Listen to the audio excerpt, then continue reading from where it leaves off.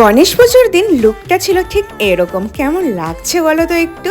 আমার তো মনে হচ্ছে নিজেকে নিজেই ভালো লাগছে। আসলে কি বলো তো, মনে হচ্ছে অনেক দিন পরে একটু নিজের মনের মতন করে সেজে একদম পারফেক্ট সাজাটা হয়েছে। যাই হোক, আমি একটু বেশি হয়তো বলে দিলাম। এই কানেরটা আগের বার অ্যামাজন থেকে নিয়েছে, জাস্ট অসাধারণ। দেখো কি দারুণ লাগছে না? আর হাতে আমি ঘড়ি পরেছি আর গলায় একটা হার পরেছি।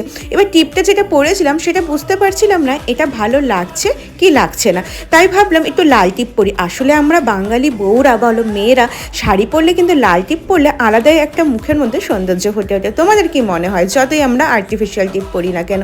কিন্তু লাল টিপটা না একটু বড় মনে হচ্ছিল। ভাবলাম এখানে সবাই কি ভাববে সেটাও একটু ভাবতে হয় না, তাই ভাবলাম এই ছোট লাল টিপটাই হয়তো ভালো লাগছে।